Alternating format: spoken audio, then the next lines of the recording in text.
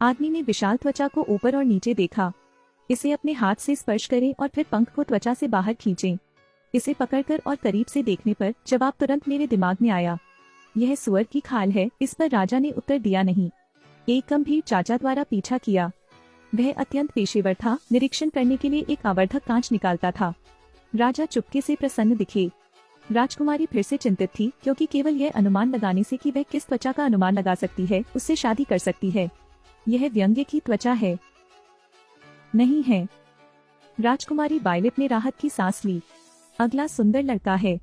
राजकुमारी अचानक आपा खो बैठी, लेकिन उस आदमी ने सही अनुमान नहीं लगाया। इससे राजकुमारी निराश हो गई। इस समय एक लंबा भयंकर आदमी। सिपाहियों ने उसे रोका, पर राजा ने कहा, सबको अनुमान लगाने का अवसर है। राजकुमारी ने भयभीत चेहरे से उसकी ओर देखा। क्योंकि वह इतने लंबे समय तक जंगल में रहता था, उसे केवल इसे अपनी नाक से सूंघने की जरूरत थी और फिर कहीं कि यह पिस्सू की त्वचा थी। राजा तुरंत आपा खो बैठा। आखिर वजह क्या है? क्या पिस्सू की चमड़ी इतनी बड़ी हो सकती है? कुछ समय पहले पता चला, राजकुमारी मंच पर झूम रही थी। सब बहुत ध्यान रखते हैं। केवल राजा ने परवाह नहीं की, बल्कि पिस्सू की ओर आकर्षित हुआ। राजकुमारी के प्रदर्शन के बाद सभी ने ताली बजाई और राजा ने अनिच्छा से 2 बार ताली बजाई। फिर बिना कुछ कहे उठ खड़ा हुआ और महल में लौट आया। उसने अपनी उंगली चुभोई, फिर अपने हाथ पर खून चूसने वाले पिस्सू को देखा। उसने उसे एक चार दिया, जिसमें से पिस्सू राजा के नए पालतू जानवर बन गए। अगले दिनों वह हर दिन काम की उपेक्षा करते हुए पिस्सुओं को बढ़ता हुआ देखता। निश्चित रूप से राजा की देखरेख में पिस्सू बड़े हो गए। यह एक शाही पिस्सू है। राजा प्रतिदिन स्वादिष्ट भोजन लाता है।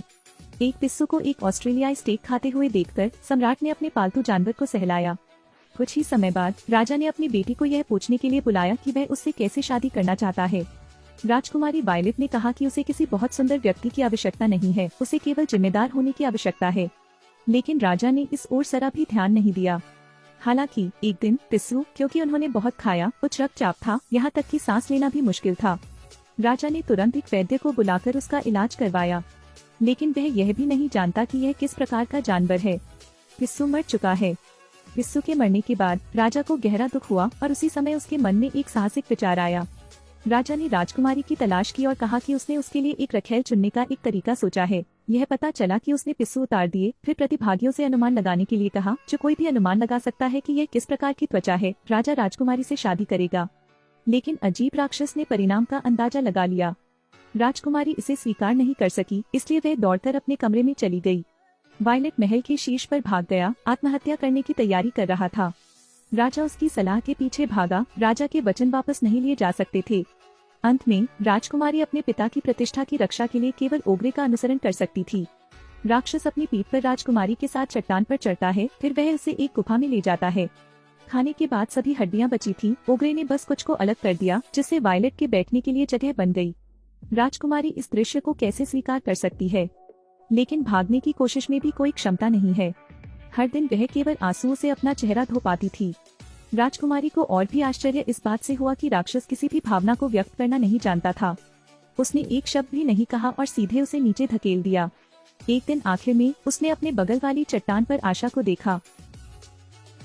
राजकुमारी और वनवासी 3 वर्ष तक साथ रहे। तुमने तो बहुत धैर्य रखा। एक दिन जब राक्षस शिकार कर रहा था, वायलेट ने बाहर एक शोर सुना। वह गुफा से बाहर रेंगती हुई निकली। उसने अपने बचाव के लिए विपरीत व्यक्ति से सख्त विनती की। सौभाग्य से वह परिवार सर्कस से है। उन्होंने एक रस्सी खींची। सबसे बड़ा बेटा राजकुमारी को ले गया और रस्सी पर चला गया। लेकिन इस समय राक्षस घर पर आ गया। जाहिर तौर पर एक अजनबी की गंध सूंघ रहा था, इसलिए उसने तुरंत पीछा किया। पत्नी को बहलाता देख उसने तुरंत पीछा किया। यह देखकर कि राक्षस आने वाला है, उस आदमी ने तुरंत रस्सी काट दी और राक्षस रसातल में गिर गया। अंत में राजकुमारी अपने परिवार के साथ एक दूसरे को गले लगाकर खुशी खुशी बच गई। इसलिए वे गाड़ी में सवार हो गए और राजकुमारी को वापस शहर लाने की तैयारी करने लगे। जब वे जश्न मना रहे थे, राक्षस ने राजकुमारी की गंध को सूंघा और उसका पीछा किया। यह पता चला कि वह मरा नहीं था, बस बाहर से घायल हो गया था। उस क्रूर व्यक्ति ने सीधे पिता और सबसे छोटे बेटे को मार डाला। अन्य तीनों ने बचने का अवसर लिया, एक बड़ी चट्टान के पीछे छिप गए। युवक ने शराब का एक घूंट लिया। राक्षस ने इसे जल्दी से सूंघा और ऊपर आ गया।